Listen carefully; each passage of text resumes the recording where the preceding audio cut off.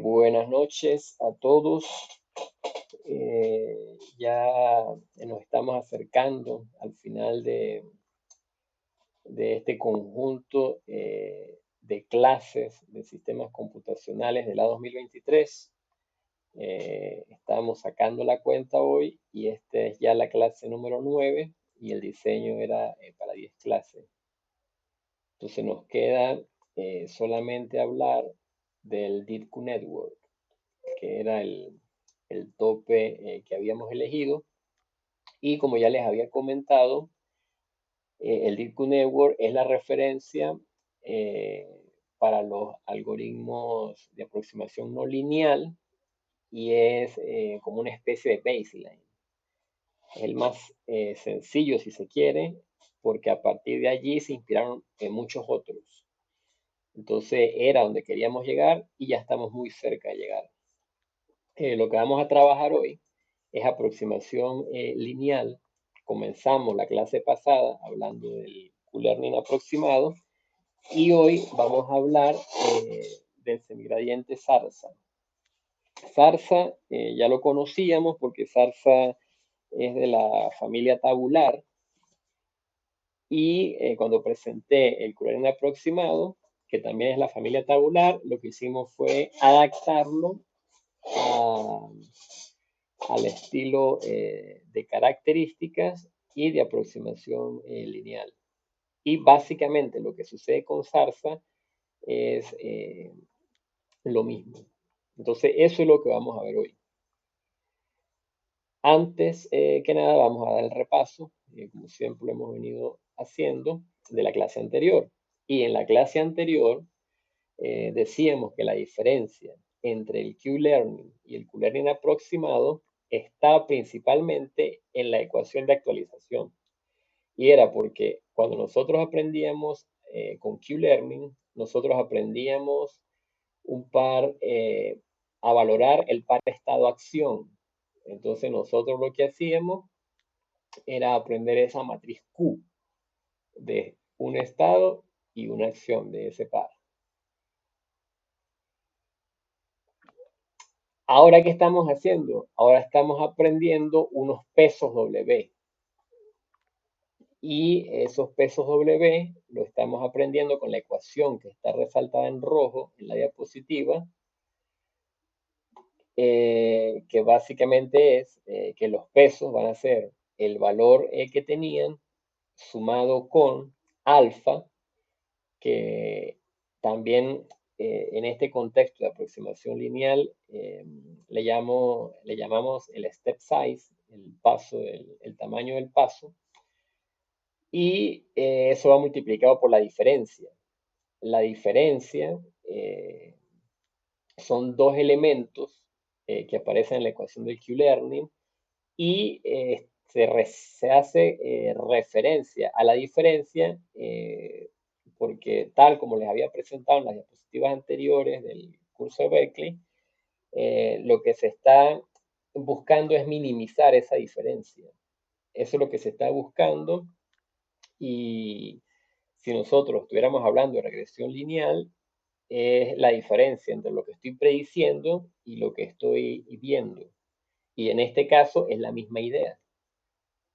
Entonces, por eso se escribe de esa manera y después se multiplica por la característica actual, que es esa x de s.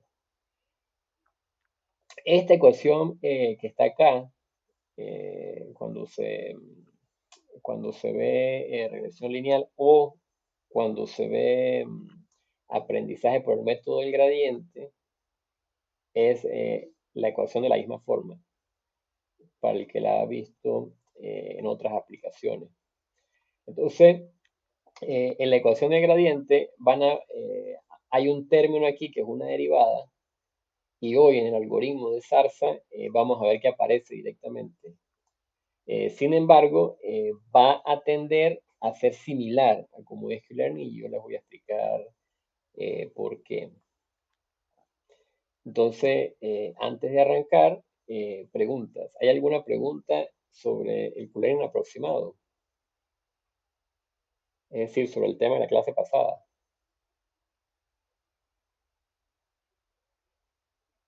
¿Alguien recuerda cuántos episodios utilizamos para entrenar el mountain car con el culebra aproximado?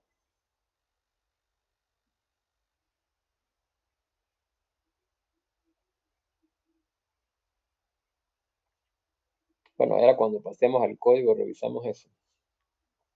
Vamos entonces a pasar a la clase de hoy y vamos a enfocar la clase en el algoritmo de semigradiente zarza y además en la construcción de características para métodos lineales. Y ya van a ver por qué ahorita en la contextualización les voy a decir por qué es importante la construcción de características para estos métodos. Y vamos a trabajar con el mismo caso de estudio que hemos visto tanto en Zarza, que fue la primera vez que se los presenté. Zarza, aunque era un método tabular, aplicamos una técnica que denominamos discretización y con esa técnica convertimos esas características en estados discretos y lo aprendimos con un método tabular. Luego, la clase pasada, agarramos directamente esas características, las del mountain car, que son la velocidad y la posición, y esas características las utilizamos para el aprendizaje porque las asociamos con pesos. Cada una de esas características y aprendimos los pesos y en 10.000 episodios logramos que encontrara una solución. Quizás antes, sin embargo, en 10.000 iteraciones, de 10.000 episodios, perdón, después de varias ejecuciones, de manera constante encuentra la solución. Entonces tenemos ese número como referencia allí. Y arranquemos con la contextualización. La clase pasada, cuando introduje el Q-Learning aproximado, les dije que los métodos tabulares estaban en la esquina inferior derecha de este gráfico. Es un gráfico donde en el eje de las X tengo la capacidad de discriminación y en el eje de las Y la capacidad de generalización de un algoritmo. En en el lado izquierdo tengo baja discriminación, en el lado derecho alta discriminación. En la parte de arriba alta generalización y en la parte de abajo baja generalización. Bueno, los métodos tabulares estaban en esta esquina inferior derecha. ¿Por qué? Porque permitían o porque permiten alta discriminación, lo cual es bueno. Sin embargo, tienen la capacidad baja para generalizar, lo cual es malo. Entonces, para ciertos entornos van a ser útiles, pero para otros entornos no. Entonces, aquí en esta esquina inferior derecha están los métodos tabulares. Luego les dije que el Q-Learning aproximado estaba en la esquina superior izquierda. En la esquina superior izquierda era alta capacidad de generalización, porque de hecho se lo mostré, nosotros trabajamos directamente con las características, con la característica del peso y de la posición. Y él con los mismos pesos tuvo que aprender a generalizar qué hacer en función de esos valores. Y el detalle del Q-Learning aproximado era que tenía baja discriminación, lo cual es malo porque requiere de mucho entrenamiento para encontrar una solución. En este caso de estudio que yo les estoy presentando, que es el Mountain Car, pudiera considerarse como un problema relativamente sencillo en comparación a todos los problemas que usualmente se estudian con la aproximación no lineal, las aproximaciones lineales, que son los otros métodos distintos al tabular, que es a lo que le dedicamos la mayor parte del tiempo en este curso. El semigradiente Zarza, que es el que vamos a trabajar hoy, también está ubicado en la misma posición del Q-Learning aproximado. Es decir, él va a permitir alta generalización y baja discriminación. Sin embargo, si yo lo combino con una construcción de características apropiadas, yo puedo mover incluso el Q-Learning aproximado hacia la esquina superior derecha del gráfico. Es decir, crear un equilibrio entre generalización y discriminación. Pudiéramos, aquí donde estoy poniendo un asterisco, pudiéramos decir que allí está el juego.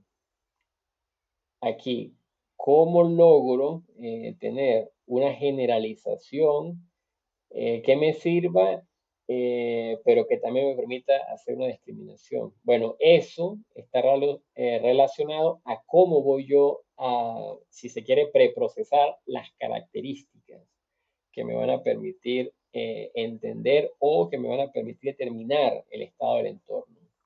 Entonces, por eso es que hoy vamos a ver cómo construir esas características en aras de trabajar en esta esquina superior derecha del gráfico. En otras palabras, en un algoritmo que permita generalizar y discriminar a la vez.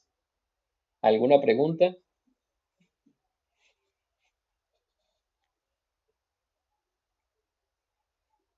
Ok, si no hay preguntas, puedo continuar a la siguiente diapositiva. En la siguiente diapositiva ya estoy arrancando con la construcción de características para métodos lineales y la primera manera es crear un polinomio con las características. Entonces, casualmente, acá tengo dos características. Esto sería lo que obtengo directamente del entorno. Dos características. En el caso del mountain car, esas características hacen referencia a, a ver, Natanael, aquí hacen referencia a las dos características del mountain car.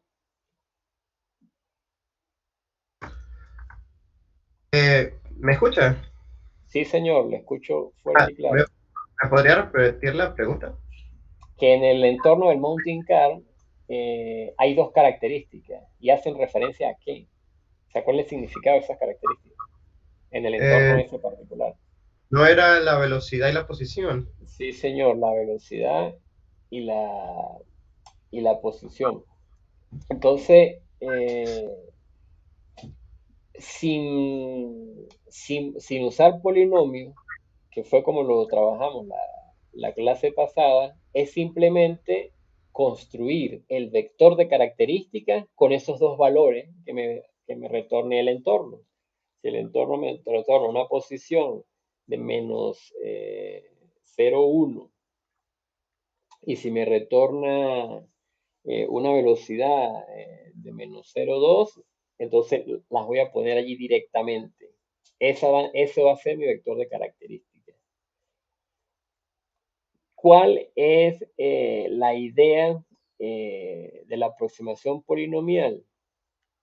Es tratar de mostrar combinaciones entre esas características, o de mostrar no tanto, sino de considerar las combinaciones.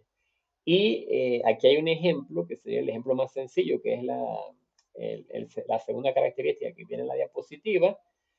Antes tenía solo dos características, la posición y la velocidad, y ahora voy a tener cuatro características.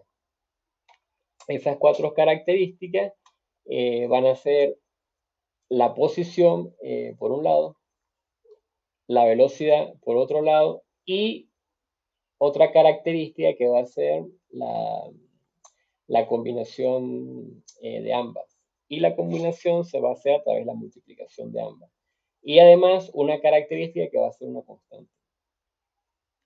Entonces, esa representación polinomial me permitiría trabajar con combinaciones de esas características e incluso con ese uno que está allí, trabajar en ausencia de esas características en caso de que esas características alcancen el valor de cero en algún momento.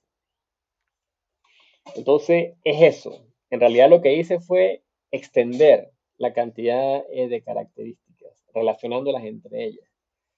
Ese es un ejemplo. Y otro ejemplo está en la siguiente línea. Y en esta oportunidad ya no tengo cuatro características, sino que tengo voy a contarlas, 1, 2, 3, 4, 5, 6, 7, 8 y 9 características.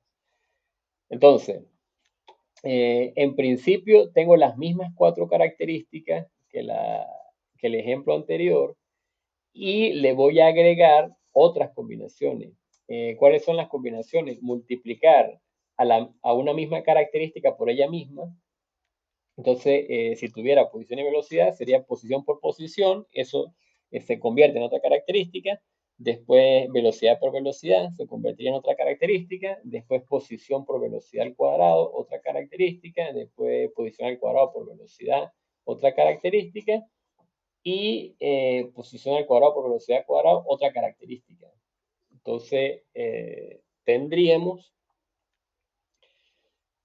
la posibilidad de que el polinomio sea del orden que nosotros requiramos. Porque no solamente pueden ser al cuadrado, sino pueden ser también al cubo. Y así sucesivamente. Entonces, ¿cuál es la ventaja que me va a dar esta aproximación? Que va a considerar más relaciones entre esas características, que en este caso estamos tomando el ejemplo de dos, la posición y la velocidad.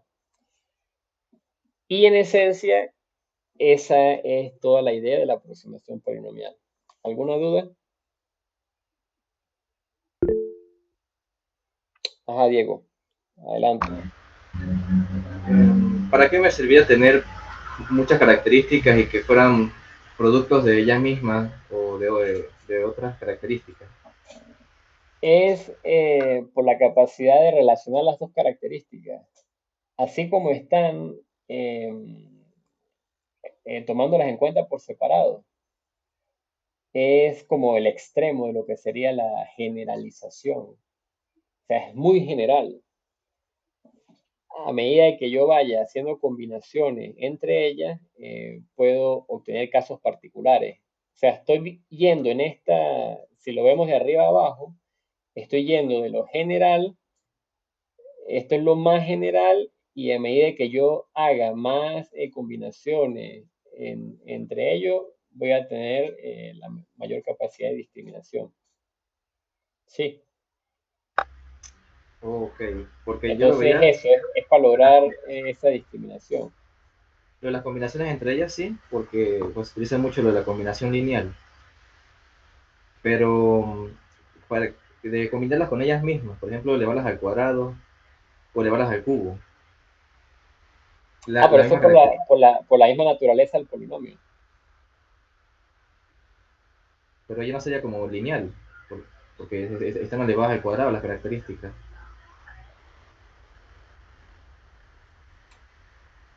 Porque están elevados al cuadrado son lineales, dices tú. No, como que no, ya no entraría como la combinación lineal, que creo que es justamente el producto de una característica por otra, pero no elevado al cuadrado la característica. Ah, no, no, no, ya Porque, va, creo que estás confundiendo las cosas, Diego. Estás confundiendo las cosas.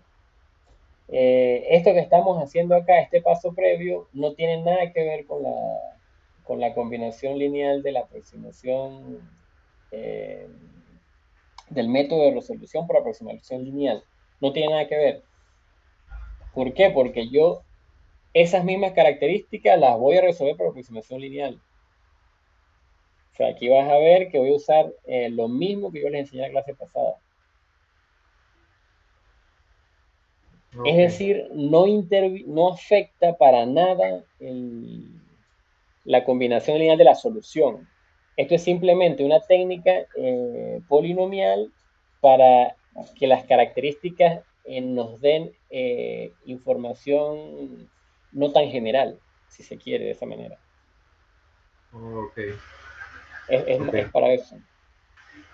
¿Y cuándo se detendría de encontrar la cantidad de características máximas? Bueno, a medida que incremente el polinomio, pues tienes más relaciones. Entonces, se pudiera intuir que tendría mejor capacidad de discriminar. Ok, ok, gracias, profe. A la orden. Entonces, de hecho, esto está derivado de una ecuación general, pero no la incluí aquí. Quise mostrar los ejemplos.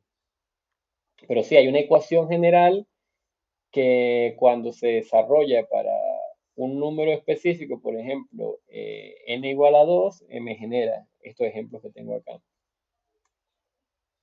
Eso es. ¿Alguna otra pregunta? Profe, bueno, a mí no me quedó muy claro, o sea, sí entiendo que la idea es como que revolver las características, ¿no? Para generar un poquito más de... Ajá. En otras palabras sería eso. Claro, pero Sí. también al inicio entendí la pregunta de Diego, aunque usted le dijo que la estaba interpretando mal, pero mi pregunta creo que es la misma, es diferente a la de él, que es, o sea, ¿en qué sentido eso está beneficiando? Porque siento que no está generando información nueva, ¿verdad? Simplemente, pero al mismo tiempo no se están combinando, bueno, no sé si se están combinando entre ellas.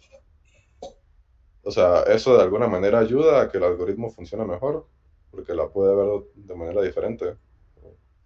Sí, porque le da la posibilidad, eh, por ejemplo, vamos a hacer un caso particular. Por ejemplo, si yo tengo los mismos números, pero con diferentes signos, ¿Ok? ¿cuál me ayudaría con eso? Por lo menos cuando están elevado al cuadrado, eso es indiferente del signo, ¿verdad? Porque cualquier signo que yo tenga elevado al cuadrado, Claro, el signo siempre va a ser positivo. Y tengo la misma característica, pero sin elevar al cuadrado. Entonces, allí como que es una, me va a tomar en cuenta el signo y otra no me va a tomar en cuenta el signo. claro. Entonces le permitiría al algoritmo funcionar en base a la magnitud. Sí, entonces le permitiría tener más información de dónde sacar relaciones. Ok. Es esa la idea, sí. Creo que como lo dijiste de entrada, ¿cómo es revolver? Revolverlos. Sí, revolverlo, como para que quede claro que es un caso específico lo que está él aprendiendo. Ok. Gracias, profe. De todos modos, estoy seguro que cuando veamos el ejemplo de hoy, que es el que voy a desarrollar de State Aggregation, esto va a quedar súper claro, porque en State Aggregation se ve bien claro esto. Ajá, ¿alguna otra pregunta? Ok, voy a la diapositiva siguiente entonces. Ajá, la diapositiva siguiente tenemos el que voy a trabajar hoy, que es el State Aggregation. Y el State Aggregation es agrupar simplemente las características, o sí, pudiera decirse los valores de las características, agruparlo. Entonces, la primera pregunta es cómo agrupar las características. Eso va a variar dependiendo del entorno, pero en este caso, como son características que tienen un valor mínimo, un valor máximo, y entre esos dos va a tener que todos los valores comprendidos entre ellos dos son posibles, entonces es natural para este tipo de casos, es natural agruparlos en los consecutivos. Entonces yo puedo agrupar por lo menos 04, 05, 06, porque están allí consecutivos. Entonces yo puedo decidir de cuántos integrantes hacer los grupos. State aggregation es agregar en un solo estado varios estados, eso es. Entonces los que le traía acá de ejemplo es el caso de 3. Yo voy a crear 3 grupos. ¿Cómo voy a hacer la característica en función de esos grupos? Bueno, entonces primero veamos cómo sería si tengo una sola característica. Sería la primera. Y la primera es tener la característica directamente, el valor, cualquier valor que esté comprendido entre menos 1.2 y 0.6. Si yo hago state aggregation, como ya les dije, para esto es natural agrupar los que están consecutivos. Agrupo aquí, agrupo aquí. Este es un caso donde voy a crear 3 grupos. Como les dije, yo puedo definir la cantidad. Cuando esto es así, entonces lo que se hace es que si el valor pertenece a un grupo, la característica asociada va a tener 1. Y si no pertenece, va a tener 0. Entonces, por eso aquí les estoy mostrando que serían una característica compuesta por 3 elementos. Y en el ejemplo de abajo, cuya característica actual está en el tercer grupo, entonces el vector de característica va a ser 0, 0, 1. ¿Por qué? Porque la característica asociada a este grupo es 0, la característica asociada a este grupo es 0 y asociada a este grupo es 1, porque ahí es donde está. Entonces, ya ven cómo estoy haciendo lo mismo. Voy de la generalización, se me perdió el lápiz, aquí está. Ajá. Voy de la generalización, que es esto, tenerlo directo, es lo más general, a la discriminación, que es esto aquí. Entonces, trabajándolo de menos 1.2 a 0.6 es muy general porque voy a tener que aprender los mismos pesos para cualquier punto. A diferencia, cuando lo agrupo, por ejemplo, como está acá, cuando caiga una característica entre este límite, vamos a llamarlo L2, este vamos a llamarlo L1, si está entre menos 1.2 y L1, entonces va a hacer referencia a un peso en particular allá, cuando yo haga los cálculos. Y si está entre L1 y L2, va a hacer referencia a otros pesos. Y si está entre L2 y 0, va a hacer referencia, entre L2 y 0.6, perdón, va a hacer referencia a otros pesos. Entonces, allí está la diferencia. Con los mismos pesos voy a tratar de relacionar todas esas posibilidades y cuando discrimino, son menos valores los que tengo que relacionar.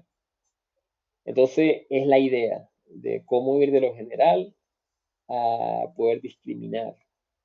¿Alguna duda en esta diapositiva?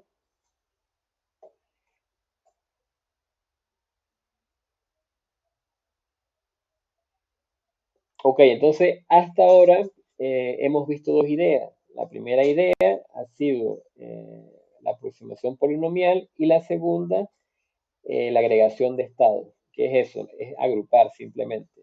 Aquí está fácil porque, como les digo, y quiero hacer énfasis en eso, las características de la posición tienen un valor mínimo, un valor máximo y todos los valores posibles están comprendidos en ese rango. Entonces, es natural agruparlos por los consecutivos, pero en otros casos no sería así.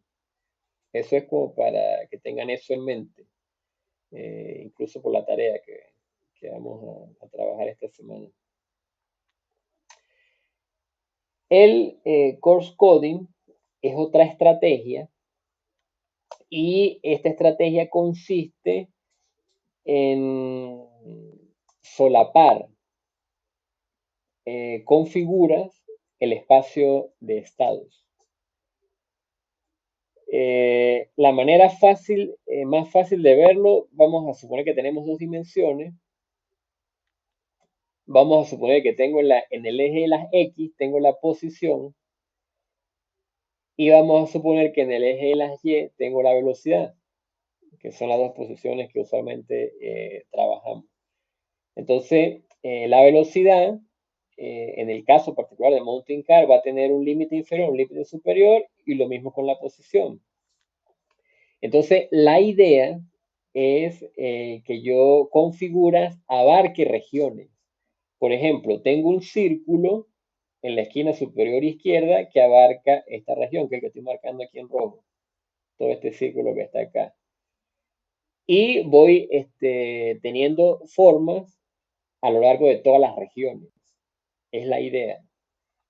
En particular, el caso particular del course coding es que hay solapamiento entre las figuras. De manera tal que cuando yo vaya a mirar una característica, vamos a suponer que la característica actual está aquí. Vamos a ponerle que es current. Y está aquí. current.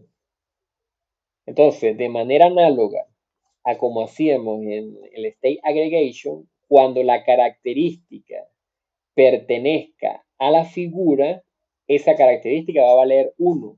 Y si no pertenece, va a valer 0. ¿Qué quiere decir? Que yo voy a tener un vector de características y ese vector de características va a tener tantas características como figuras tenga.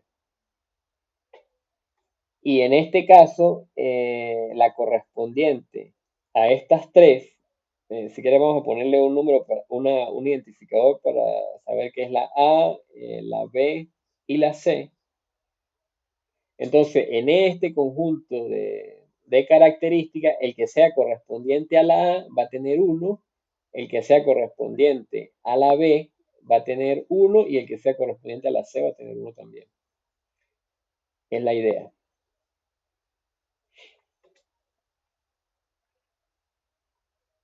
Entonces, en resumen, voy a abarcar pedazos del espacio de observación con figuras. Voy a tener tantas figuras que incluso se van a solapar entre ellas. Entonces, cuando haga una observación, debo verificar en cuántas figuras de esas está contenida. Y eso me va a permitir construir mi vector de características.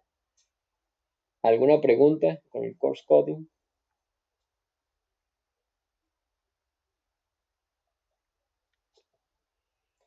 Lo cierto es que la semana pasada trabajamos con las características directamente, que eran números reales, y esta semana ya estaremos trabajando con características que no son números reales, sino son binarios, 0 o 1. Esas son las características a partir de ahora.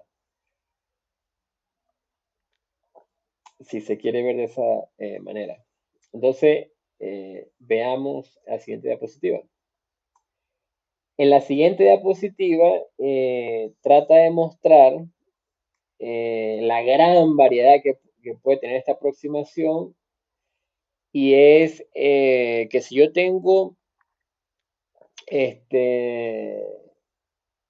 ¿cómo se llama esto? El solapamiento de las figuras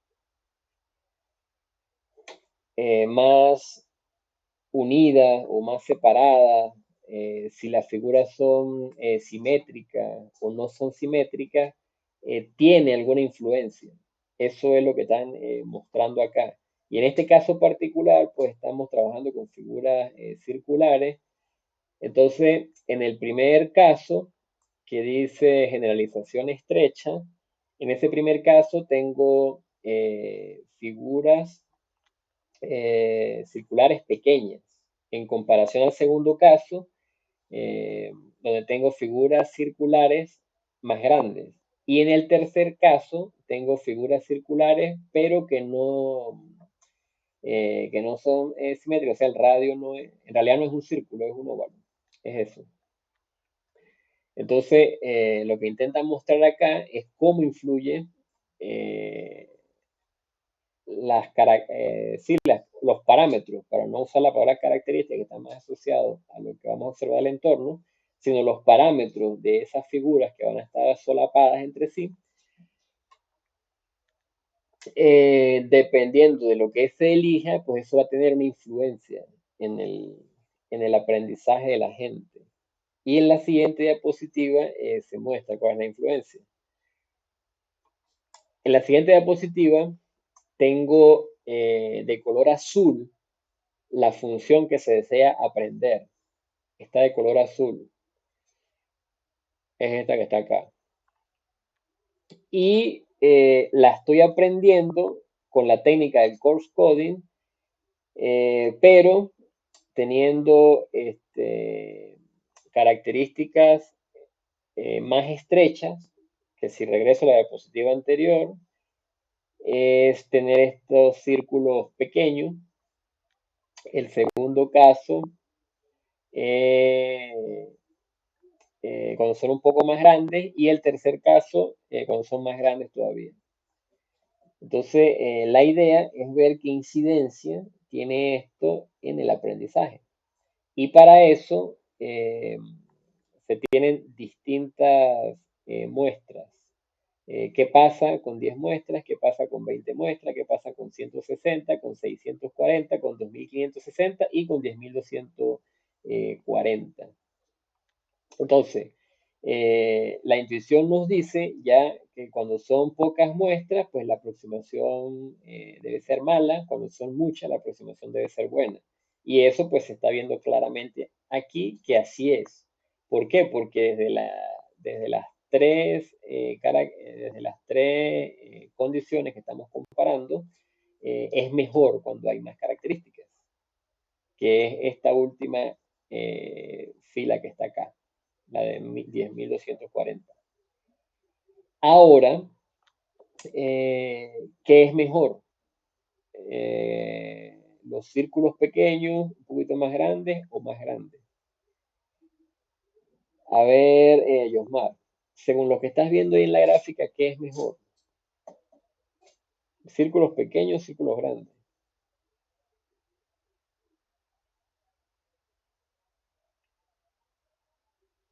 ¿Me escucha, Yosmar?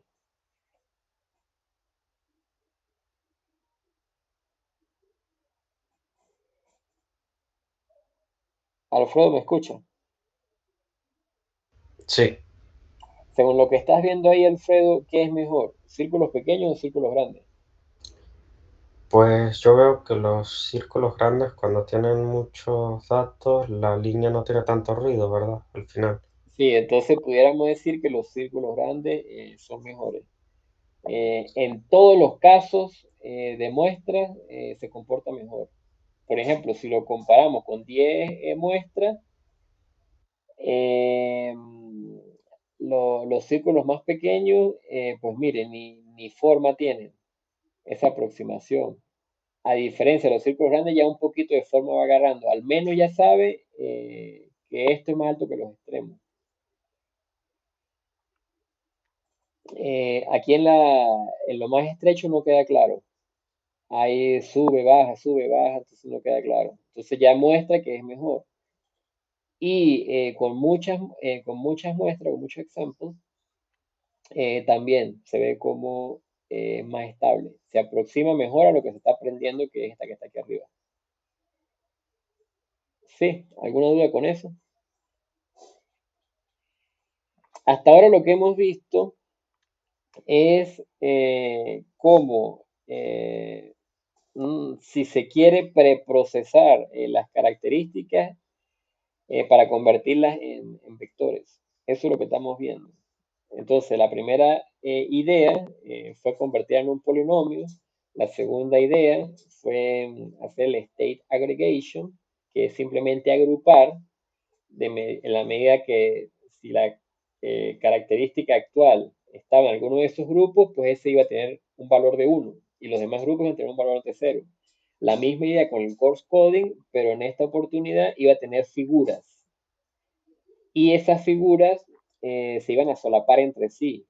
Entonces, cuando yo tenía una muestra, iba a ver o iba a determinar qué figuras están abarcando esa muestra o esa muestra está contenida en qué figuras y para esas figuras, pues cada figura iba a estar representada con una característica de 0 o 1, para la que estuviera contenida iba a tener 1 y para las que no, 0. La misma idea. Es simplemente cómo hacer de maneras distintas para obtener un vector de ceros y unos. Eso es lo que estamos viendo. Entonces, la otra estrategia, que es el tile coding, es similar al coarse coding. La diferencia es que esto es con cuadrados. Allá les estuve mostrando círculos.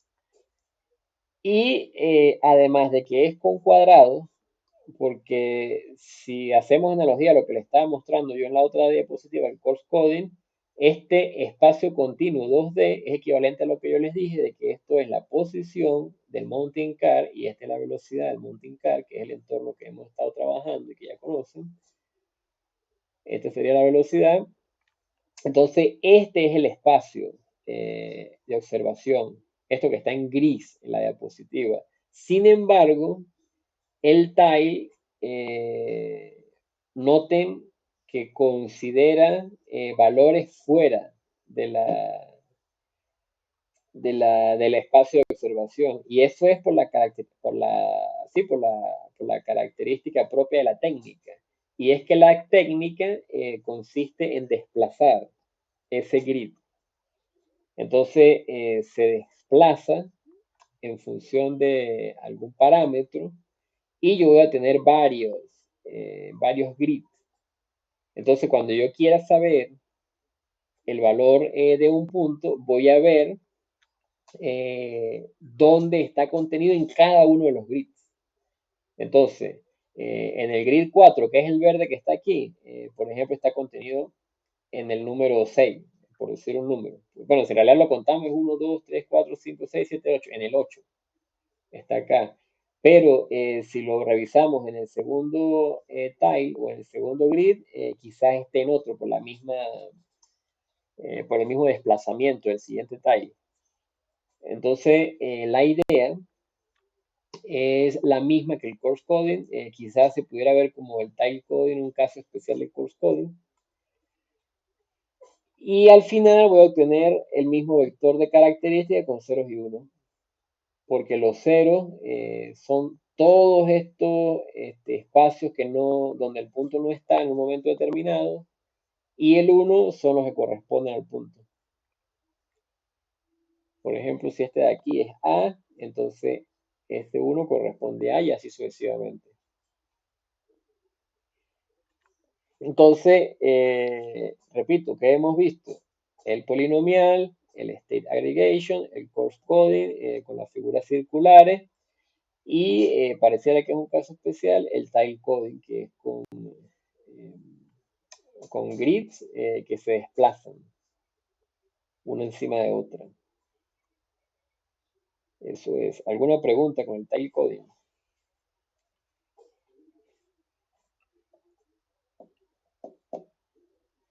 Pasemos a la siguiente diapositiva.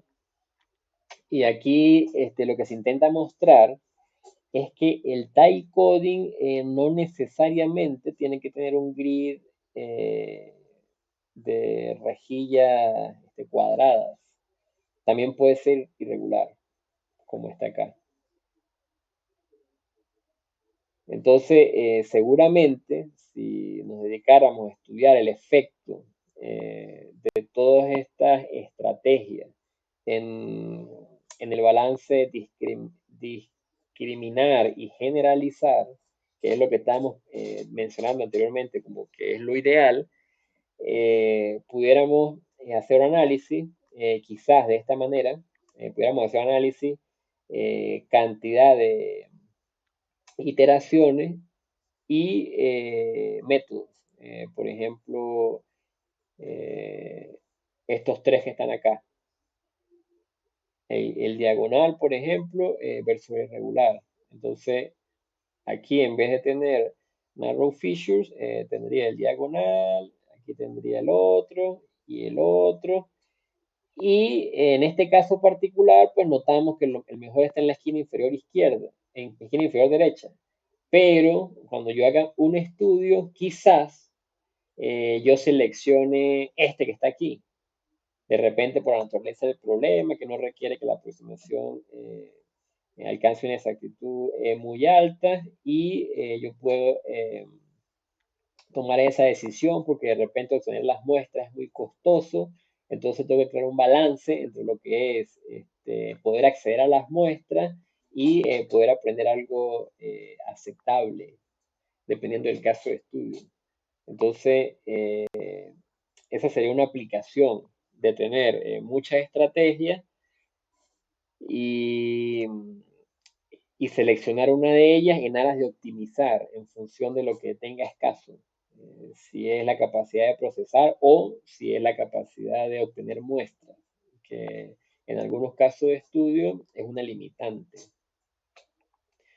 Entonces, eso es lo que se muestra allí, que es la idea, pero se puede extender tanto como la creatividad lo permita. Entonces, hasta ahora lo que se han presentado son las ideas y lo que sí es cierto, ya pasando al algoritmo, es que la entrada va a ser un número real, al menos un número real, porque puedo tener varias características. Eso va a pasar por alguna transformación y voy a obtener mi vector binario. Eso es todo lo que estuvo eh, todo lo que estuve mostrando en la diapositiva anterior. Era eso, cómo de una característica real llevarla a un vector binario. ¿Alguna pregunta o algún comentario con respecto a esas transformaciones? La entrada sería una característica real. Claro, una característica es como general, pero ahí puedo tener muchas características, pues. En el caso del multicast son dos, que por lo general son números reales, que tienen un rango.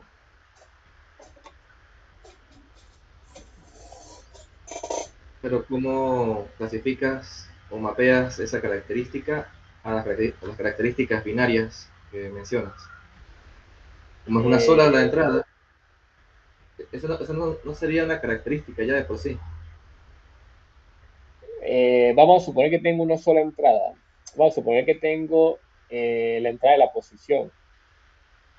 Entonces ya sé que trabajar con todo el rango es muy general. Entonces yo lo divido en tres, como está en la diapositiva actual, y si el valor pertenece a algún grupo, pues se lo marco como 1 y lo demás en 0. Entonces esto sería un ejemplo de cómo llevar una... Vamos a suponer que este valor que está aquí es 0,3. Vamos a suponer que es 0,3. Entonces 0,3 en esta aproximación de directa, vamos a suponer que esto entonces sería 0,3, es equivalente a tener 0,01 en esta aproximación binaria. ¿Sí me sigue? Entiendo. Está construyendo grupos de características para ubicar. Ajá, ajá. Lo que estoy buscando es maneras de relacionarlo, si se quiere ver así. Entonces, por supuesto, el state aggregation es lo más simple de ver y las otras maneras son las otras estrategias, el coarse coding, el time coding y todas sus variaciones. ¿Alguna otra pregunta? Yo tenía la pregunta de si podría repetir, profe, ¿qué era el círculo pintado? ¿Es un estado? O ¿En cuál diapositiva? ahí, por ejemplo, más adelante, la siguiente. En, en esta. Sí, un círculo pintado. Un círculo Repetir. pintado, en este caso los que están de gris son los que de alguna manera tienen que ver con el valor actual. Y el valor actual está aquí, que está aquí, en los tres casos.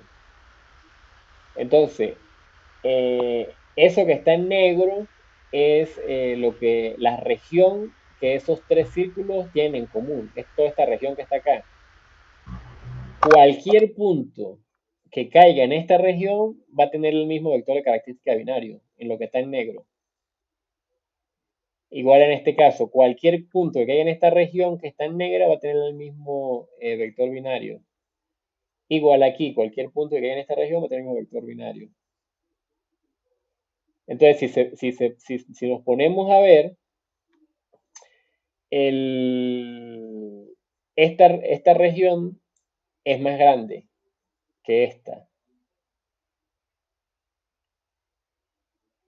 Entonces, por eso es que esta tiene mejor capacidad de discriminación, porque es más pequeña la región, los puntos en comunes. Sí, Diego, dímelo con tus propias palabras, a ver, lo que está en gris, ¿qué significa? Y lo que está en negro, ¿qué significa? Ya vi. Sí, que Pero dímelo son en tus propias palabras. los círculos que comparten en común esa región. Exactamente, Y una tiene un área exactamente. más grande y la otra. Y la que tiene el área más grande es más general. Y la que tiene el área más pequeña tiende a discriminar mejor. Sí, que es lo que estamos buscando. Ujú. Ahora, mira cuál es el trade-off aquí. Que si yo tengo regiones muy pequeñas, vamos a suponer que uno de estos tres y que la región me queda aquí, lo que voy a pintar de verdecito aquí, aquí, aquí de verdecito. ¿Qué problemas me puede traer eso? Por ejemplo, Diego.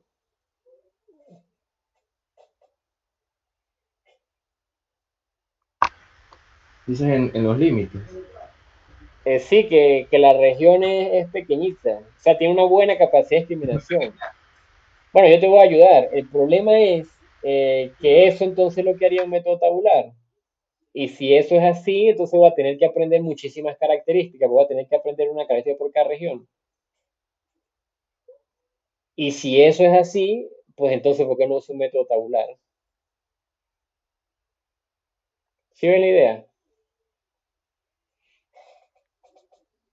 Entonces, lo que yo estoy buscando, o lo que se busca acá, es un balance entre una buena generalización y una discriminación que no me obligue a tener grupos muy pequeños, porque ya sería entonces equivalente a tener una aproximación tabular.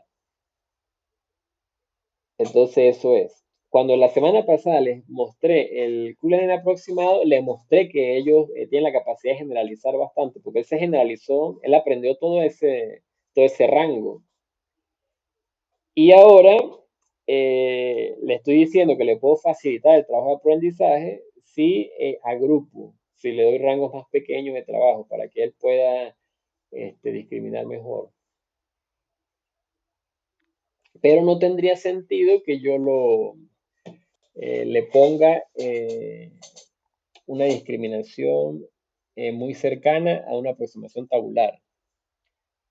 Entonces ahí hay un balance, ¿no? Entonces eso es un tema de buscar estrategia, cuál estrategia se ajusta mejor a cada entorno, también en función de las restricciones, de repente en función de los datos, en función de la capacidad de procesamiento o en función de la memoria disponible, etcétera. Casualmente yo estaba haciendo una prueba en Google Colab y resulta que Google Colab tiene el límite de memoria. Si uno se pasa de la memoria, él le dice, lo siento, memoria llena y ya detiene el entrenamiento. Entonces, en ese caso, por ejemplo, si voy a usar una herramienta que tiene limitante de memoria, pues eso habría que considerarlo en el diseño de esta construcción de características. Ajá, ¿alguna otra pregunta antes de pasar al algoritmo? Ok, entonces, con respecto a lo que habíamos visto la semana pasada, que partimos del Q-Learning sí, y valga la redundancia, a partir de eso llegamos al Q-Learning aproximado, la diferencia fue la ecuación de actualización, porque el loop de la gente era exactamente el mismo. En el caso de Episodic Semigradient Zarza, sucede lo mismo. El loop es exactamente el mismo que Zarza. Si se pueden ver, tengo un estado y una acción inicial. Eh, por ejemplo, una acción derivada de Epsilon Greedy.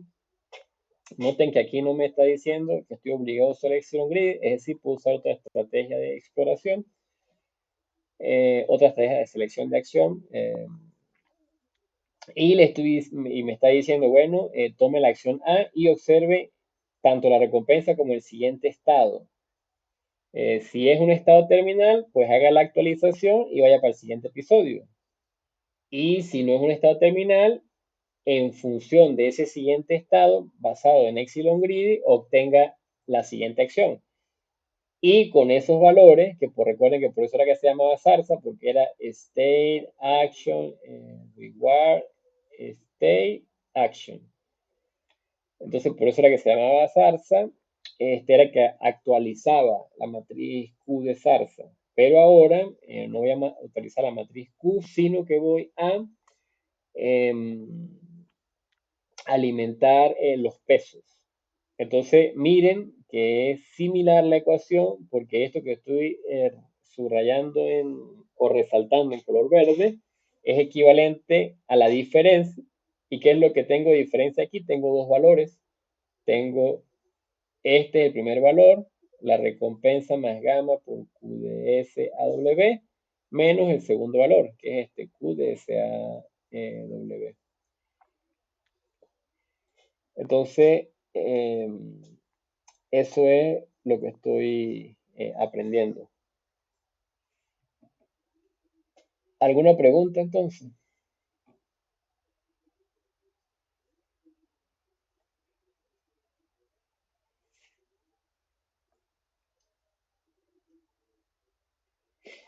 Ok, vamos a la siguiente diapositiva. En la siguiente diapositiva, el caso de estudio también va a ser el Mountain Car. Es un torno sencillo en comparación a los otros que tenemos, porque hay otro entorno allí, pero usa 4 características, entonces podemos asumir que como son más características,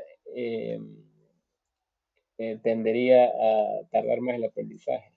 Claro, es una asunción o una suposición de primera mano.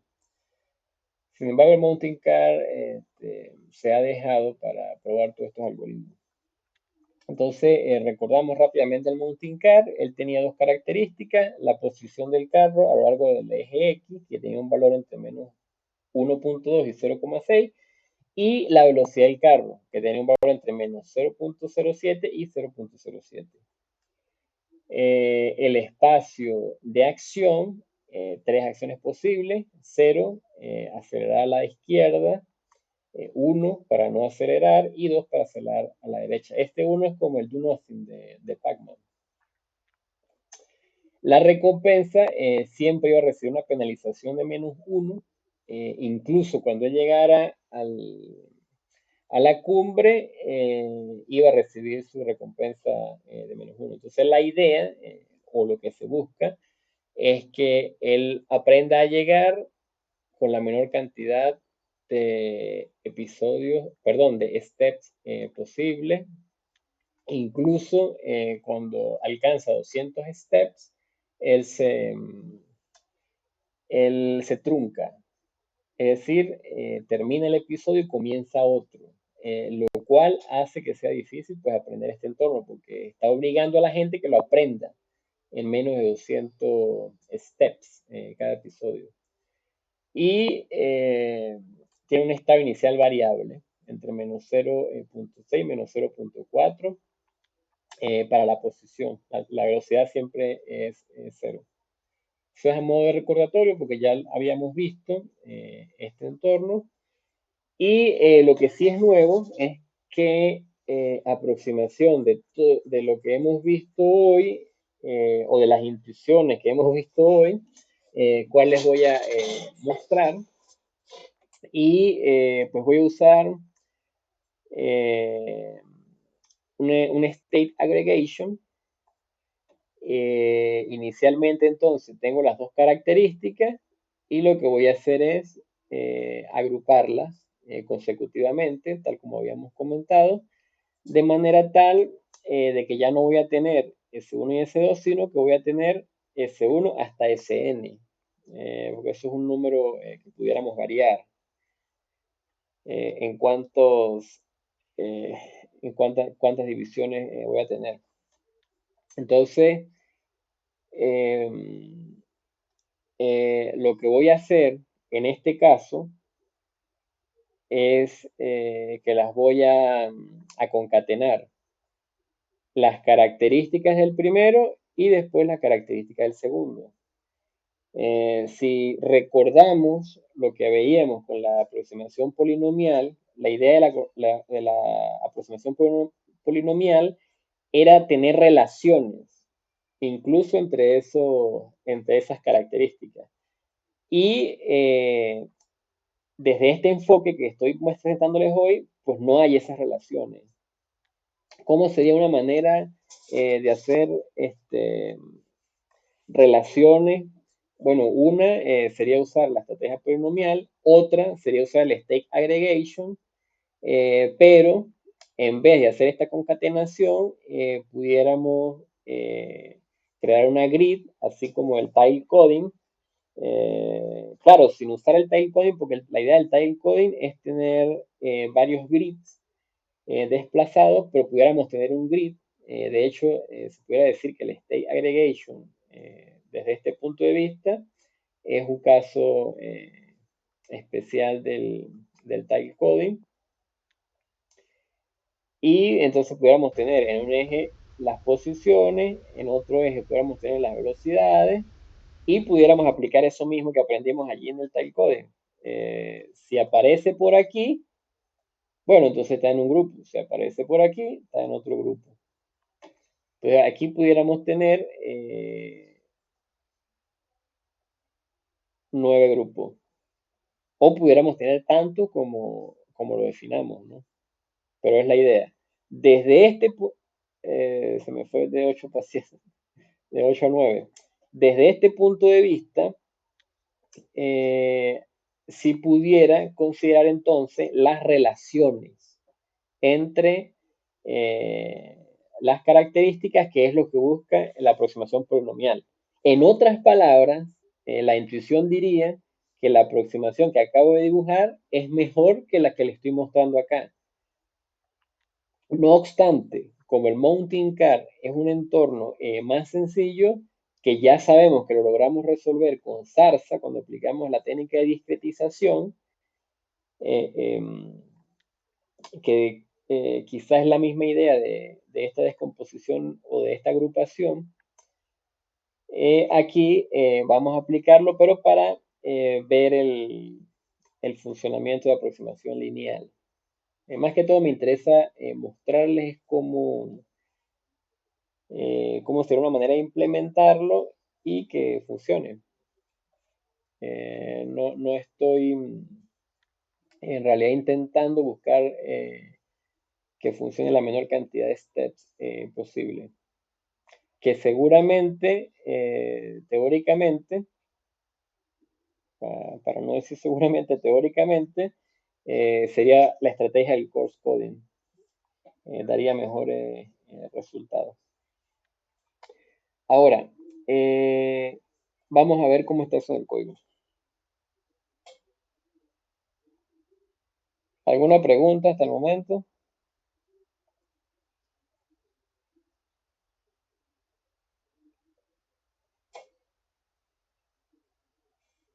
Ok. La idea es la misma que en el Culiarin aproximado. Lo que cambia es dos cosas. Lo primero, lo quiero mostrar aquí en la diapositiva para que se vea. Lo primero que cambia es que hay dos casos para la actualización. Uno cuando es estado terminal, por eso le pongo uno aquí, y otro cuando no lo es. Entonces la separé para que quedara lo más parecido a como está escrito en el algoritmo y que sea más fácil de seguir. Entonces la primera, es decir, cuando es estado terminal, estaría acá. Update terminal. Adelante, Diego. Profe, en el algoritmo, el gradiente que era, la ecuación que tenía atrás. Esa es la pregunta que estaba esperando que hicieran. El gradiente, el gradiente, en este caso particular, son las características. Entonces, cuando yo les expliqué o cuando introduje el Culiarin aproximado, aquí estaba directo ya. Entonces, esto es equivalente al gradiente de ta, ta, ta, ta, ta. Entonces, cuando se trabaje con aproximación lineal, lo que pasa es que esa ecuación es la ecuación del descenso del gradiente. Pero cuando se trabaje con la aproximación lineal, el descenso del gradiente, sí, ese valor siempre va a ser la característica o el valor actual de la observación. ¿Oíste, Diego? Ok, cuando se trabaja con La la aproximación aproximación. lineal siempre, sí.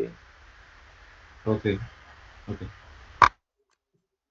Para aproximación no lineal sería otro cuento y hay que hacer unas derivadas y todo lo demás. Parciales respecto a las características. Exactamente, derivadas parciales, sí, señor. Ajá, entonces regresamos aquí para retomar la idea. Lo que le quería mostrar era que separé esto como para que hubiera mayor correspondencia entre lo que estaba ya en el código en Python y lo que tenemos aquí en el pseudocódigo. Entonces teníamos esa actualización de terminal. En la actualización de terminal lo que no toma en cuenta son el siguiente estado y la siguiente acción, porque no tiene sentido un estado terminal. Y entonces tengo una update normal que está aquí arriba, que sí toma en cuenta el estado siguiente, que es el next features, y la siguiente acción. En la ecuación solo cambia con respecto a QLearning, que el QLearning usaba el máximo valor de A, y aquí simplemente se usa el valor de la siguiente característica y la siguiente acción, tanto para el normal como cuando he estado... Mentira, cuando he estado terminal es que cambia la ecuación. Vamos a verificarla aquí. Sí, cuando he estado terminal no usa, esta 1 que está aquí, no usa el S' y el A'. Entonces simplemente la recompensa menos el valor de la aproximación de SA. Entonces, cuando venimos acá al código, es eso, lo que está ahí. La recompensa menos el valor de SA, que es Features Action. Lo segundo, porque le dije que eran dos cambios lo que habían. Déjenme recordar aquí en el algoritmo que era lo segundo. Ah, bueno, el primer cambio era eso, que teníamos ahora dos funciones de actualización y lo segundo es la ecuación que cambia. Eso era porque de resto es lo mismo.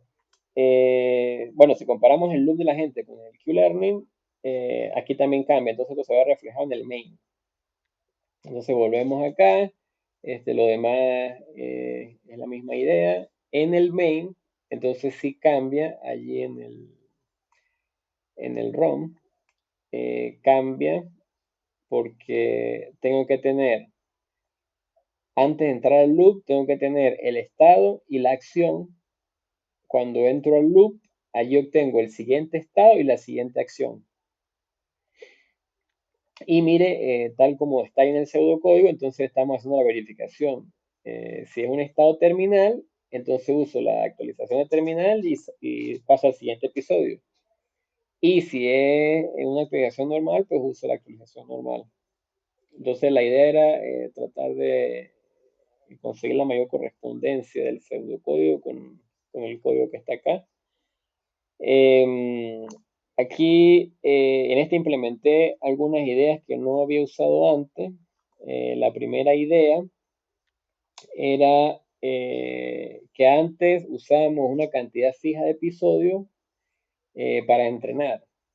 En esta oportunidad estoy poniendo una condición para que deje de entrenar. Y la condición es que haya alcanzado al menos 80 veces la meta. Entonces, ¿por qué al menos 80? Porque recuerden que eso está basado en Epsilon Greedy y Epsilon Greedy tiene ese porcentaje de exploración, que en este caso es 0,1. Entonces, ese 0,1 me va a decir a mí que él no va a utilizar la política aprendida todo el tiempo, sino nada más el 90% de las veces, y ese 10% él va a usar aleatoriedad. Entonces, no debería haber tendencia a que él en 100 episodios logre resolver 100 veces, porque el Epsilon Grid no debería permitirlo.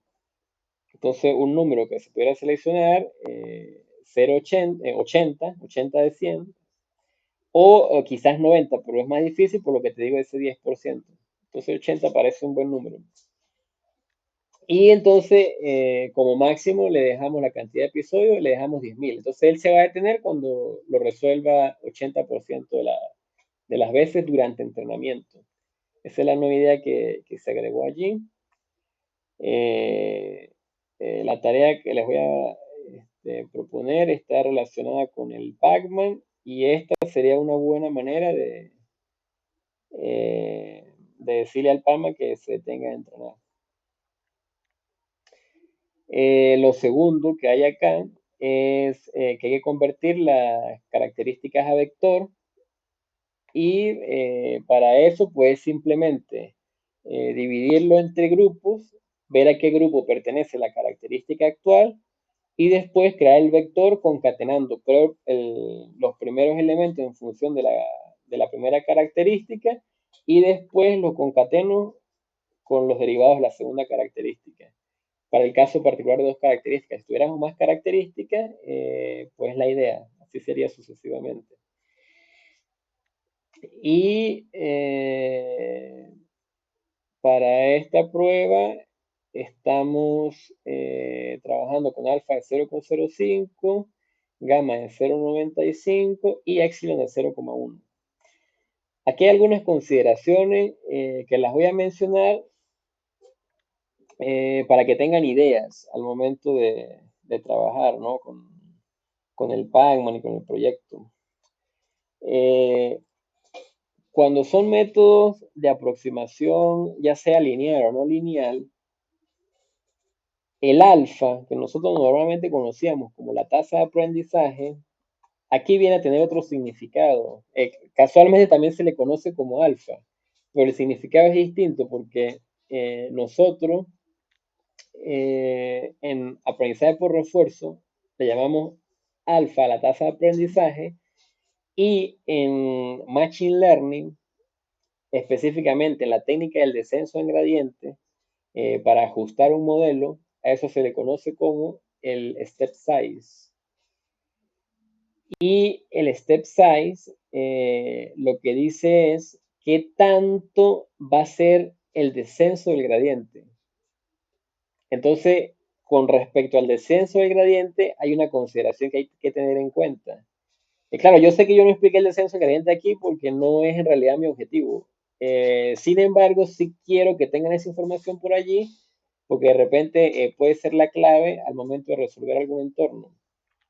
En el descenso del gradiente, yo no puedo usar un valor de alfa muy alto, porque si yo uso un valor de alfa muy alto, va a ser muy difícil. El objetivo es optimizar, va a ser muy difícil encontrar los valores óptimos. ¿Por qué? Porque por lo general es una minimización del error. La función de costo es el error, hay que minimizar el error. Y si eso lo veo gráficamente, eso es lo que uno conoce como los mínimos locales, lo que estaría buscando. Por supuesto, la idea es encontrar el mínimo global. Pero si yo uso un valor de alfa muy alto, él no va a encontrar nunca el mínimo global porque va a estar saltando y nunca va a caer en los mínimos. Si yo uso un valor muy pequeño de alfa, va a ser más probable que yo alcance los mínimos. Sin embargo, dependiendo del problema, yo pueda tardar muchísimo, considerablemente más, si trabajo con un alfa muy pequeño. Entonces, ¿qué es lo que se hace en técnicas del descenso de gradiente para ajustar modelos? Se trabaja con un alfa variable, que yo creo que nunca he hablado aquí de un alfa variable. Habíamos asomado la idea de un de un epsilon variable, creo que en alguna clase de entorno, creo que específicamente con el doble Q-Learning, que incluso sacamos la idea del paper directamente. Y la idea de un epsilon variable, en ese caso, era que dependiendo del episodio, pues yo pudiera variar la cantidad de exploración con respecto a la explotación. Ahora, con alfa variable, la idea es que yo en principio me acerque a lo que es un mínimo, a lo que es un mínimo, que sería el objetivo de la optimización, y después que ese alfa se reduzca para que yo no me pase el mínimo, sino que tienda a quedarme allí en el mínimo. Esa sería la idea. Voy a resaltar un poquito más porque quizá eso para el proyecto puede ser clave, dependiendo del entorno, pero puede ser clave. La idea es, por supuesto, para obtener la mayor idea, tienen que revisar lo que les recomendamos de regresión lineal o en general el descenso gradiente para cualquier ajuste de modelo. Por lo general es algo así, ¿no? Aquí hay una función de costo. Y el objetivo es minimizar la función esa de costo. Entonces vamos a suponer que la función es así. ¿Qué es minimizar la función de costo? Es llegar acá. En realidad es llegar acá. Eso es minimizar la función de costo. Entonces, ¿qué es lo que hace alfa? Yo estoy, por ejemplo, en este punto. Si alfa es muy grande, él va a saltar la siguiente iteración para acá, por ejemplo. Y la siguiente pudiera saltar otra vez para acá. Y la siguiente pudiera saltar para acá. Si alfa es muy grande. ¿Qué me interesa? Que al principio sea grande para que haga los saltos, para que baje lo más que pueda. Pero eventualmente tiene que ser pequeño para que ya no haga saltos tan grandes, sino que haga saltos pequeños y eventualmente me permita caer en un mínimo. Esa sería la idea. Esa es la intuición de por qué el alfa variable. Entonces, ¿qué es lo que se van a llevar de idea? Que el alfa no es obligatoriamente fijo, sino que puede ser variable, y para el caso de la aproximación lineal, no es que sea opcional, sino que para obtener mejores resultados del entrenamiento tiene que ser variable, empezar alto y terminar pequeño. Incluso un pequeño son valores que nosotros no hemos usado aquí antes, valores pequeños, 0,001, por ejemplo. Vamos a dejar el que teníamos, creo que era 0,05.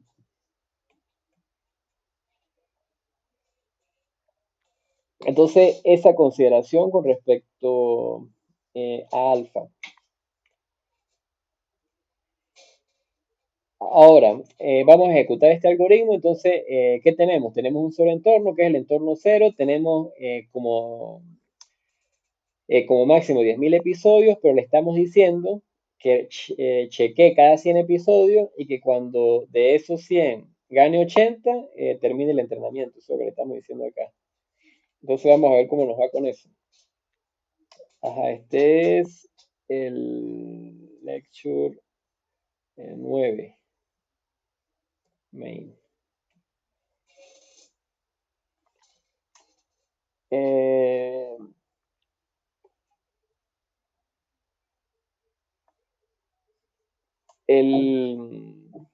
El valor S de alfa también es determinante para la convergencia del modelo.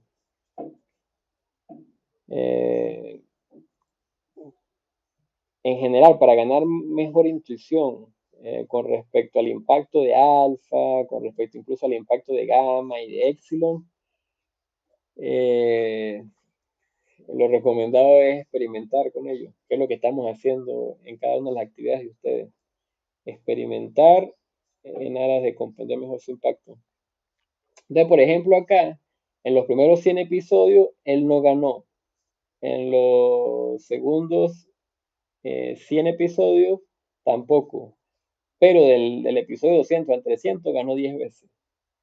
Entonces ya ahí ya empezó a ganar. Del 300 al 400 ganó 43 veces.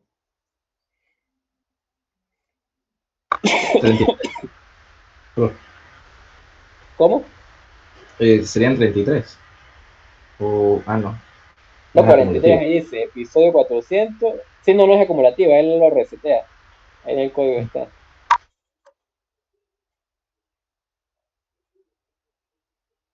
Y mire, disminuyó, ¿no? Ahí en el 500 y 600, bajó 31.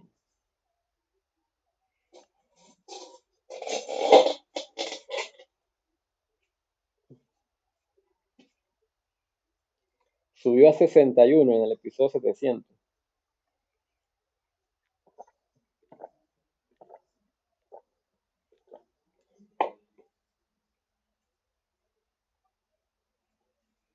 Bajó a 49 en el 800.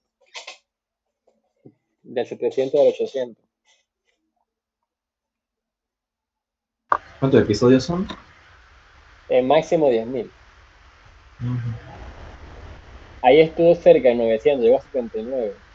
Si hubiera llegado a 80, ya se hubiera detenido.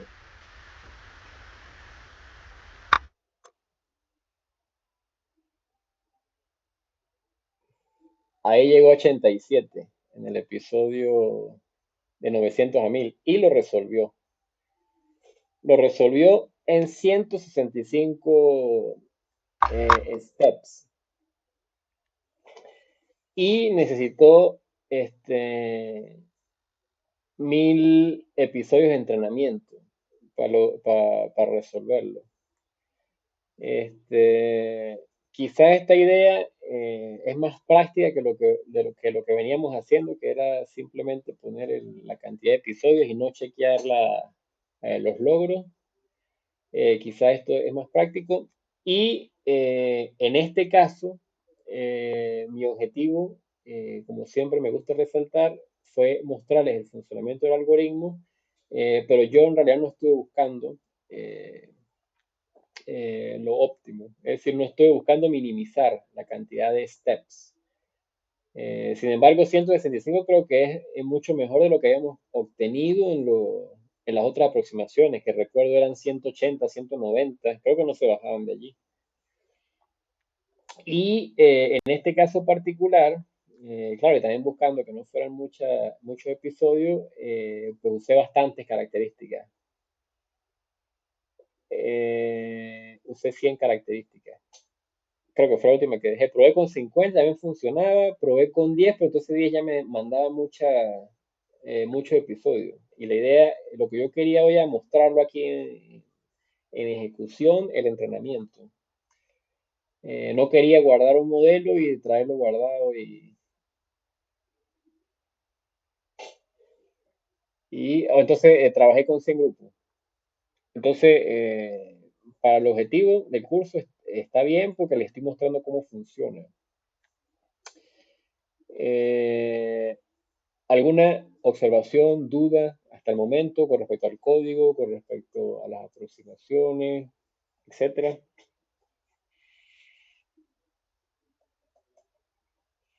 Podría colocar de nuevo el código de la gente, pero Aquí está. en la Específicamente, ¿qué? actualización. Aquí está. Ok.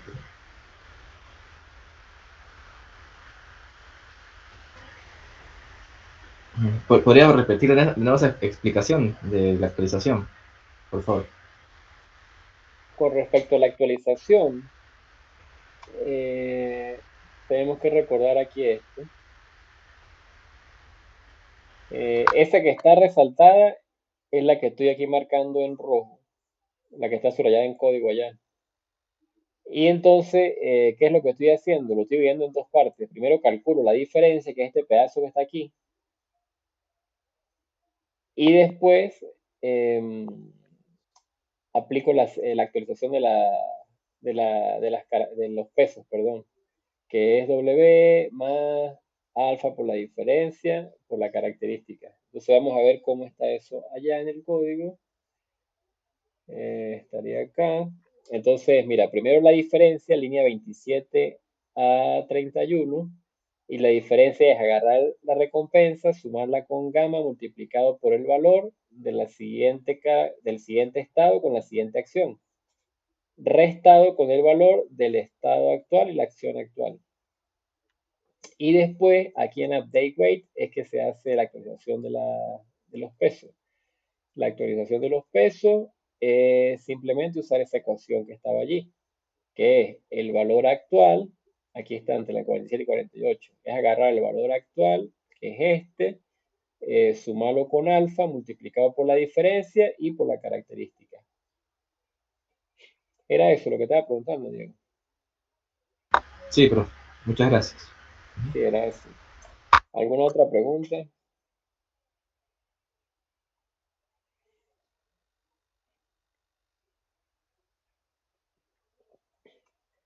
Bueno, si no hay más preguntas, vamos a la actividad. La actividad es el Pacman B0, el que tenemos construido ya. Y como yo les estoy presentando todas estas posibilidades, las repito, la aproximación polinomial, el state aggregation, el coarse coding, el tile coding, distintas variaciones en el coarse coding, distintas variaciones en el tile coding. Es decir, hay muchas posibilidades.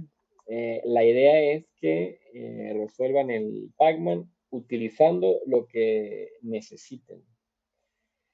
Y como el entorno eh, como el entorno, vamos a decir, lo que no está maduro todavía, van a poder cambiarle, por ejemplo, el sistema de recompensa como lo consideren.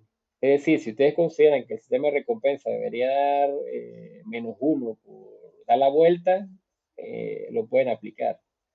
Entonces, tienen la libertad de editar el entorno y de utilizar cualquier estrategia para construir el vector de características. Es decir, recibir la información de este entorno, por ejemplo, si es distancia que hay del Pacman con un fantasma, o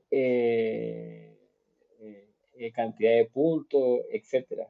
Tienen la posibilidad de jugar con eso. Y aquí está lo nuevo. Lo nuevo es dos cosas. Primero, esta es la última tarea que vamos a tener en este curso, porque este curso estaba pensado para 10 clases y esta es la clase 9. Las clases se pasaron muy rápido. Entonces, esta actividad es como un bono y tiene dos posibles notas, o 20 o 0.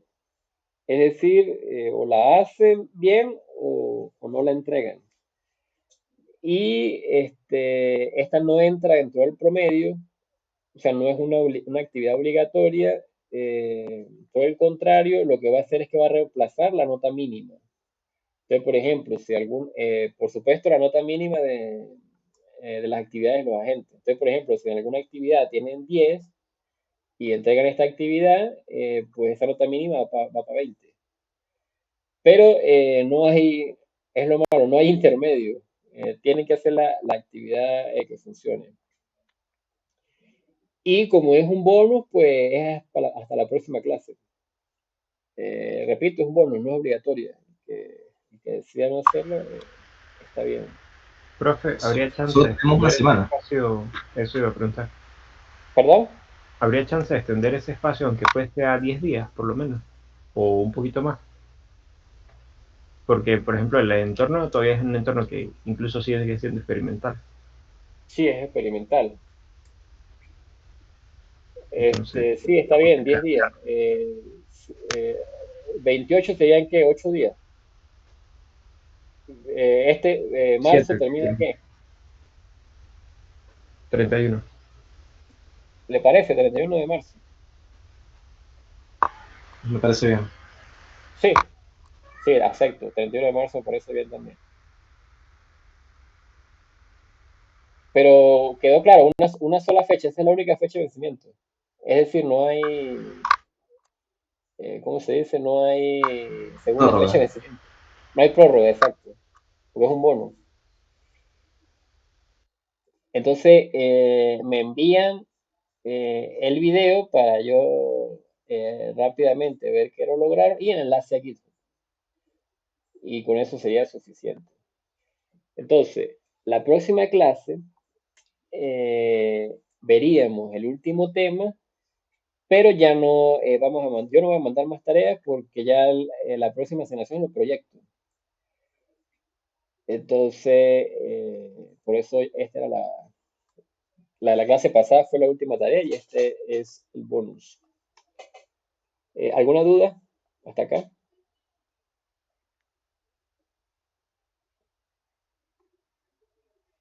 Ok, vamos a la siguiente diapositiva.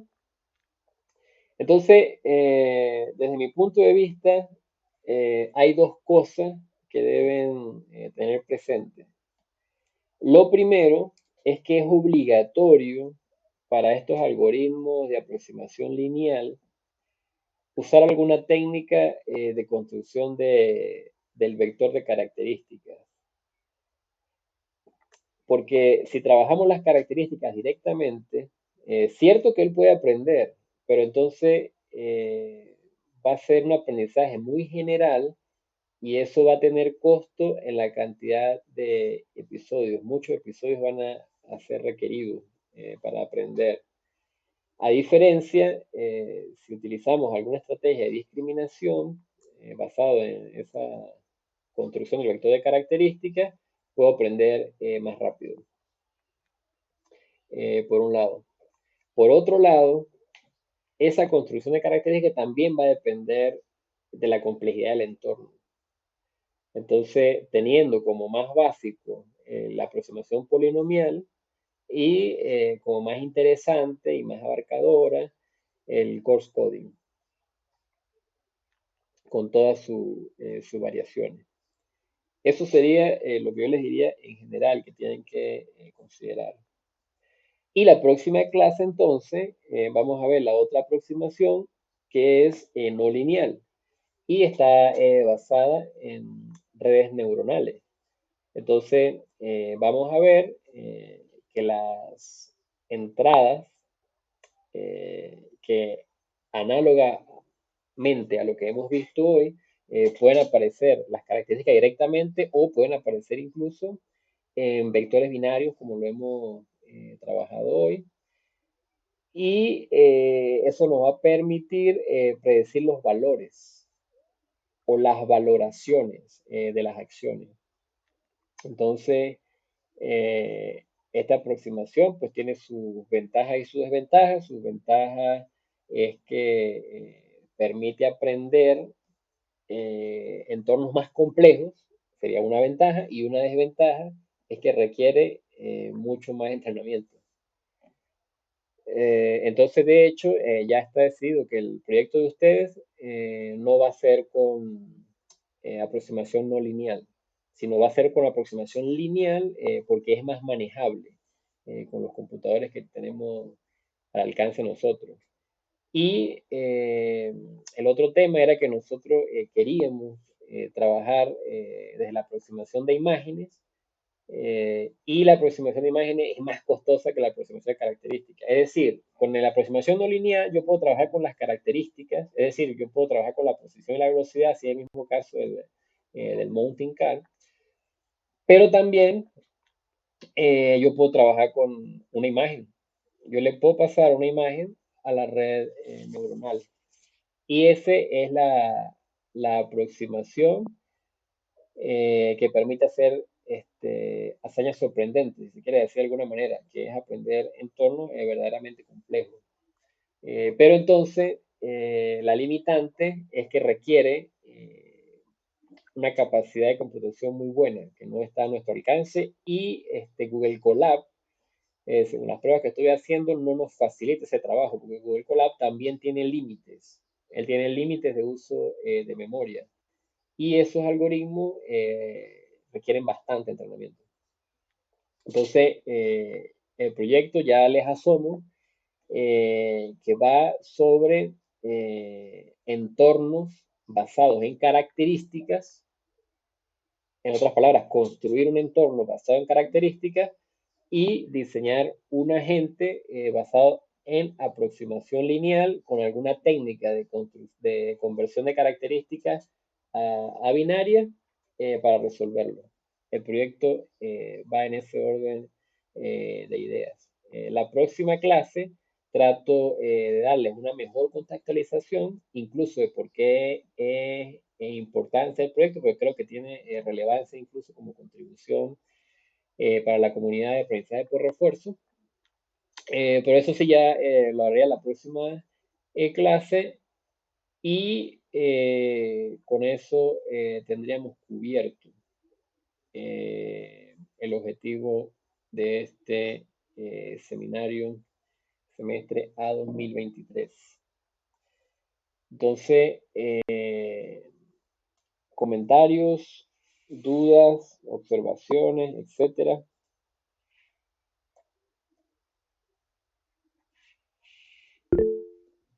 Adelante, Alfredo. Me quedó una pequeña duda con respecto a la tarea del Pac-Man.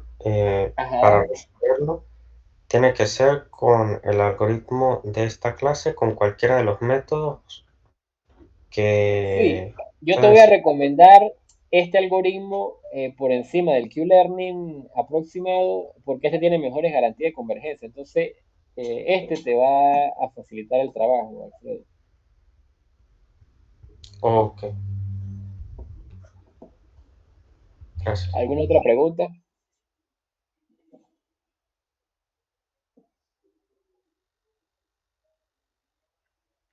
Bueno, si no hay más preguntas, vamos a detener la grabación.